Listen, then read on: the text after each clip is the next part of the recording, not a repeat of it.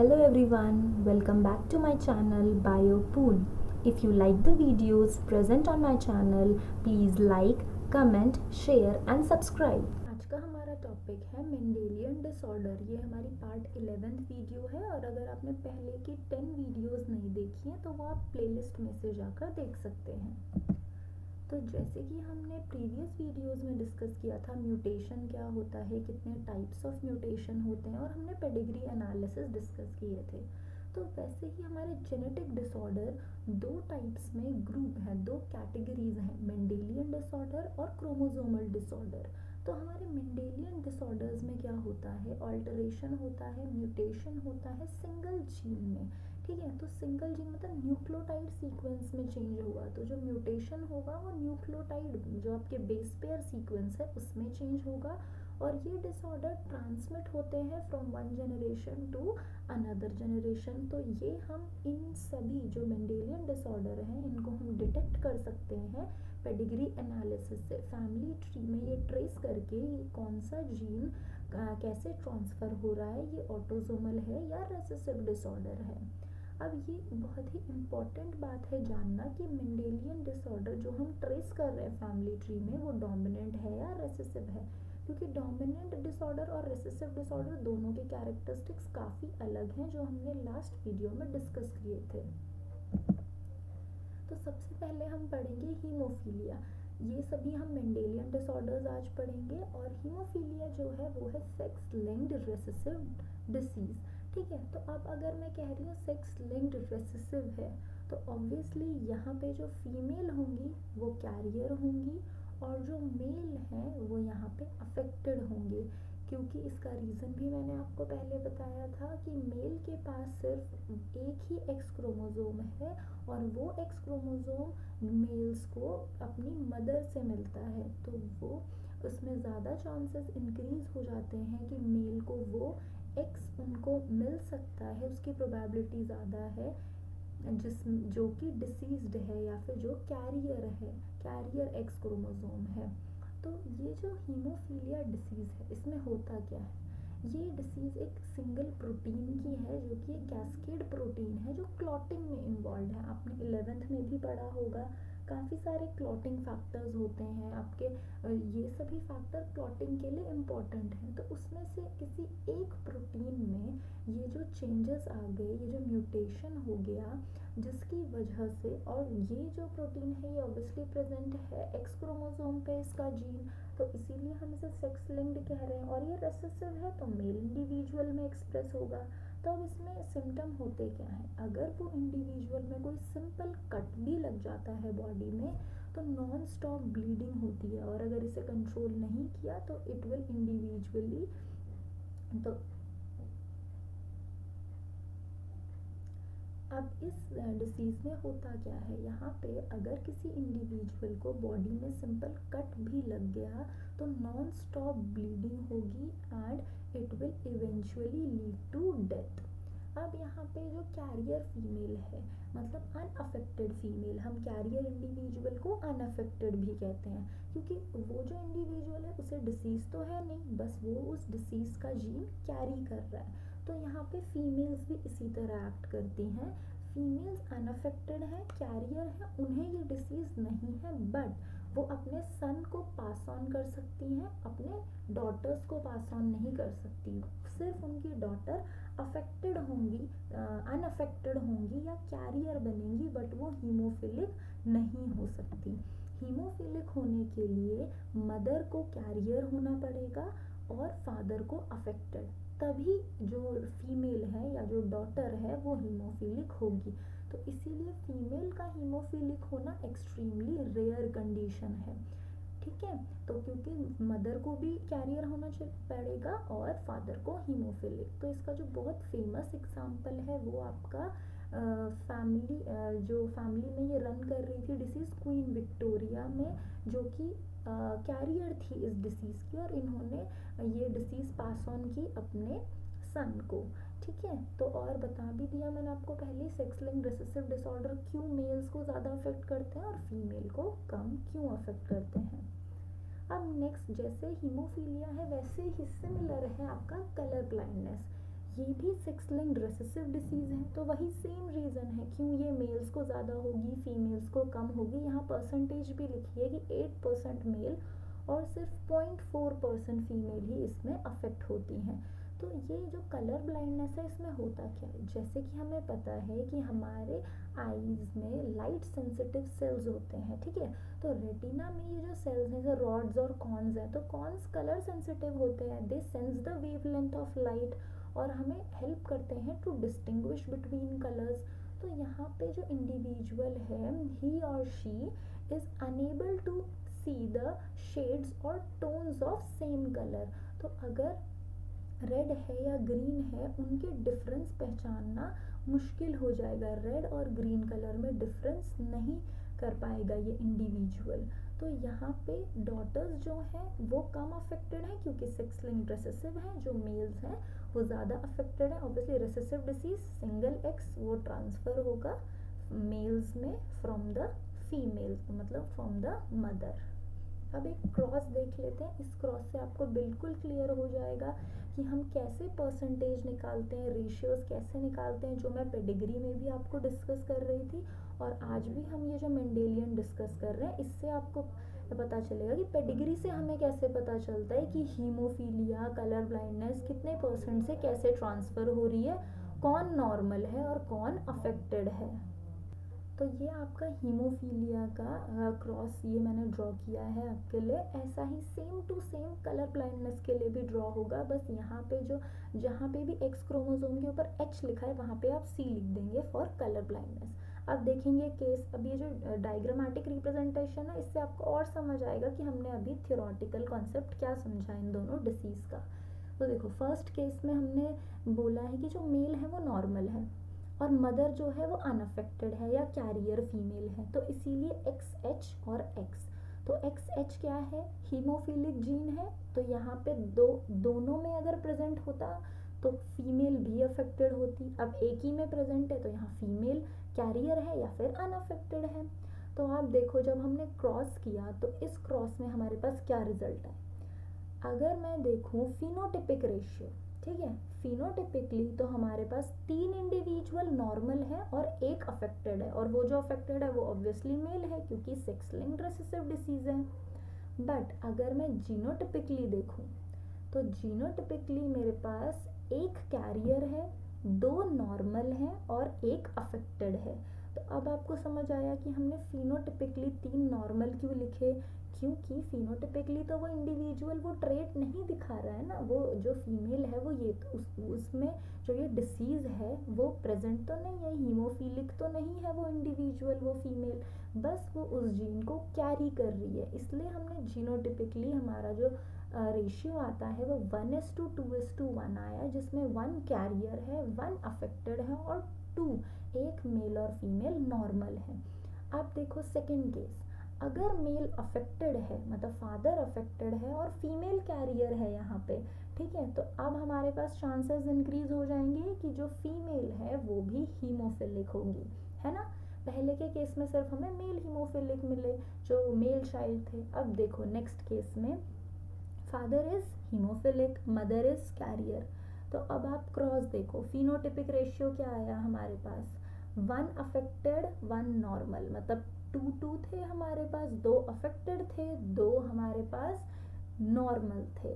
तो वो हमारा रेशियो 1:1 बन गया अफेक्टेड और नॉर्मल का। बट अगर मैं जीनोटिपिकली देखूं तो फिर से हमारे पास कैसा रेशियो आया यहाँ पे, इस बार हमारे पास एक ही नॉर्मल है, 2 अफेक्टेड हैं और एक कैरियर फीमेल है।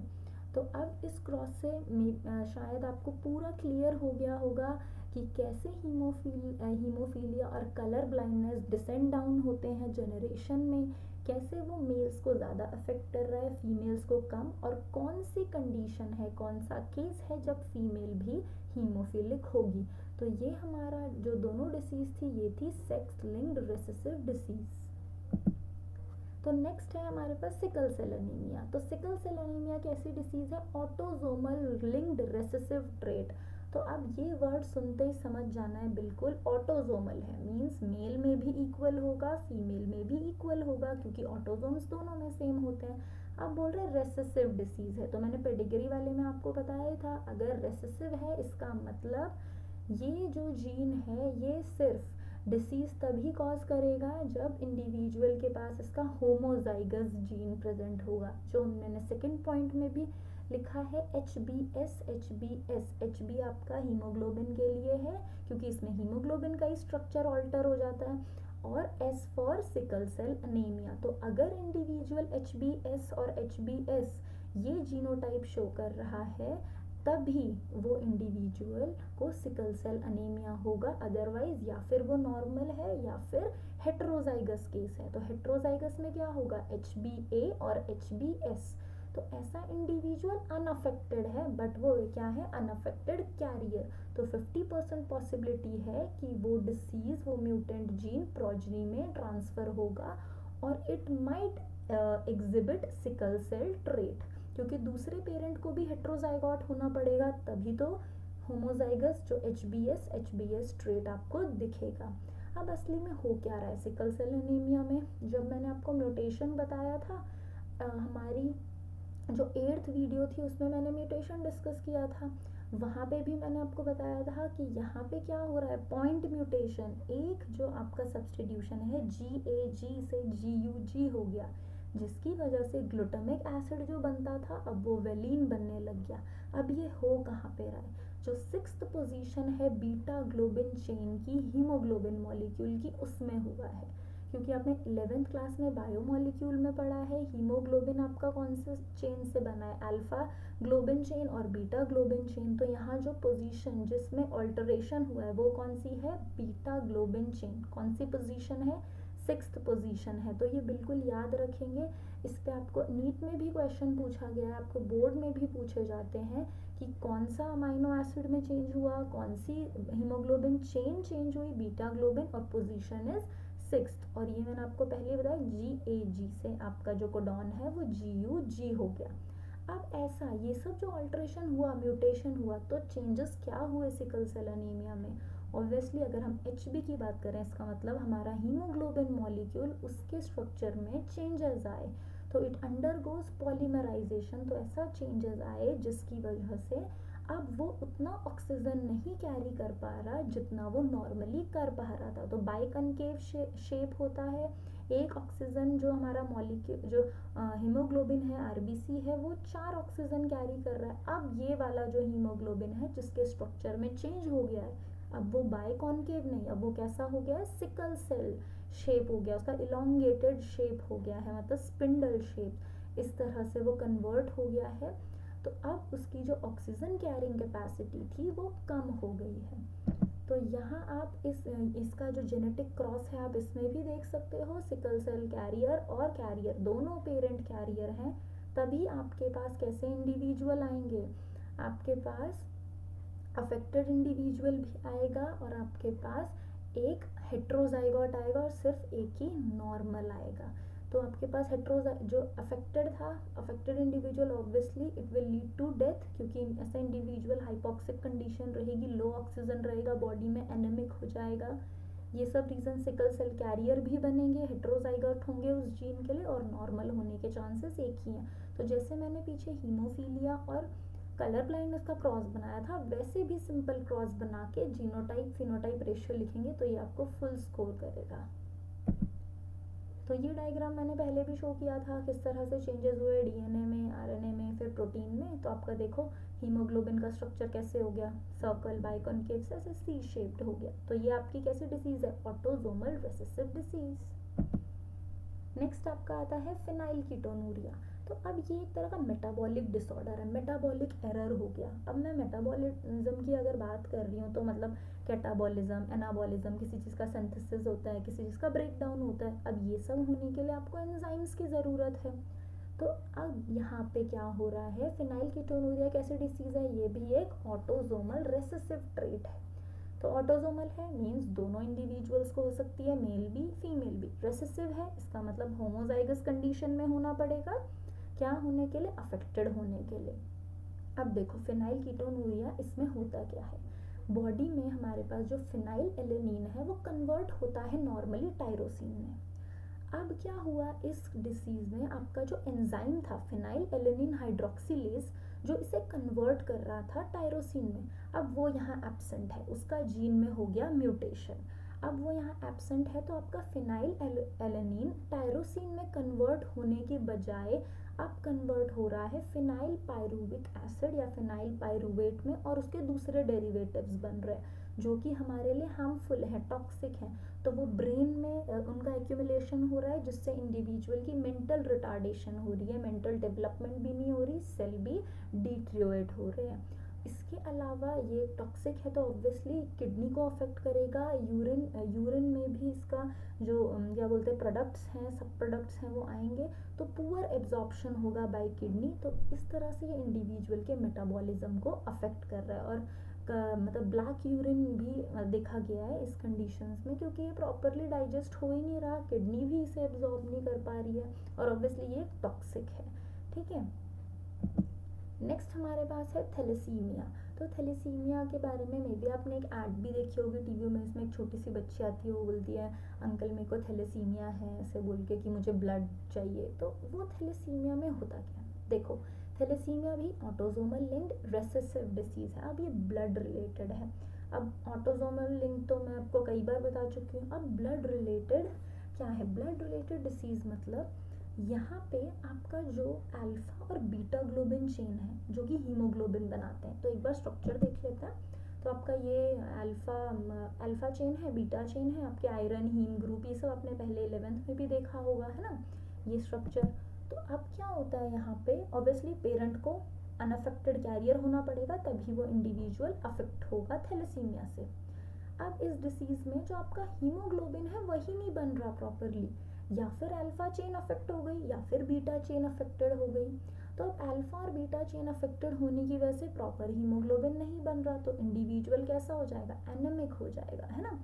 तो अब यहाँ क्या होता है, अल्फा थैलेसीमिया के केस में जो जीन्स हैं जो इसे कंट्रोल कर रहे हैं वो हैं HbA1 और HbA2, और ये दोनों जीन कहाँ प्रेजेंट है, क्रोमोसोम 16। देख लो आप, ऑटोसोमल डिसीज है ना, 16 दोनों में है, मेल और फीमेल, है ना। तो HbA और HbA1 और HbA2 ये दोनों जीन्स हैं जो कंट्रोल कर रहे हैं अल्फा ग्लोबिन चेन की प्रोडक्शन को। अब इनमें हो गई कोई ना कोई म्यूटेशन, डिलीशन, एक से ज़्यादा जीन्स अफेक्ट हो गए। अगर जितने ज़्यादा जीन अफेक्ट होंगे उतना कम अल्फा ग्लोबिन मॉलिक्यूल प्रोड्यूस होगा, उतनी ही सीवियर टाइप का आपको अल्फा थैलेसीमिया होगा। नेक्स्ट है बीटा थैलेसीमिया। जैसे अल्फा था वैसे ही यहाँ पे बीटा थैलेसीमिया को जो जीन कंट्रोल कर रहा है, यहाँ एक सिंगल जीन है, ऊपर 2 थे, यहाँ पे सिंगल जीन है HBB जो कि क्रोमोसोम 11 पे है। ठीक है, तो अगर दोनों पेरेंट के बीटा थैलेसीमिया मतलब जो बीटा थैलेसीमिया का जो जीन है वो दोनों में अफेक्टेड है और वो कैरियर है उसके, तो वो इंडिविजुअल में उनकी प्रोजनी में ट्रांसफर होगा। और एक से तब जितना ज़्यादा म्यूटेशन रेट इंक्रीज होगा, जितनी ज़्यादा HBB जीन का जो म्यूटेशन रेट है वो ज़्यादा होगा, उतनी ही सीरियस डिसीज़ होगी। तो अब आप देख सकते हो थैलेसीमिया और सिकल सेल एनीमिया दोनों ही ऑटोसोमल लिंक्ड रेसेसिव डिसीज हैं। बट ये क्वेश्चन पूछा भी गया है नीट में भी और आपके बोर्ड्स में भी पूछा गया है। तो इनमें मेन डिफरेंस यहाँ पे किस लेवल पे आता है, क्योंकि दोनों हीमोग्लोबिन से रिलेटेड है। देखो ध्यान देंगे, थैलेसीमिया एक क्वांटिटेटिव प्रॉब्लम है ना, क्वांटिटी, हीमोग्लोबिन बन ही नहीं रहा प्रॉपरली, क्वांटिटी कम है, quantitative problem of synthesising haemoglobin, है ना, हीमोग्लोबिन ज़्यादा नहीं बन रहा, कम बन रहा है। बट सिकल सेल अनीमिया कैसी प्रॉब्लम है, क्वालिटेटिव प्रॉब्लम है, यहाँ पे बन तो रहा है HB बट क्वालिटी अच्छी नहीं है, मतलब बाइकनकेव होना चाहिए बट वो सिकल शेप हो गया, तो जिससे फंक्शनिंग में प्रॉब्लम आ गई। यहाँ बन ही नहीं रहा, बनेगा तभी तो फंक्शन करेगा थैलेसीमिया में। तो याद रखेंगे थैलेसीमिया कैसी है, quantitative problem, sickle cell anaemia जो है आपका वो है क्वालिटेटिव प्रॉब्लम। तो इसके साथ हमारी सारी जो भी मेंडेलियन डिसऑर्डर थे जो आपको NCERT में एक्सप्लेन्ड है वो सारे यहाँ पे क्लियर होते हैं। ठीक है, तो यहाँ हमने सारे कवर कर लिए। इस वीडियो के नोट्स आपको मिलेंगे बायोपूल के टेलीग्राम चैनल पे और इसका लिंक आपके लिए नीचे डिस्क्रिप्शन बॉक्स में है। Thank you for watching the video.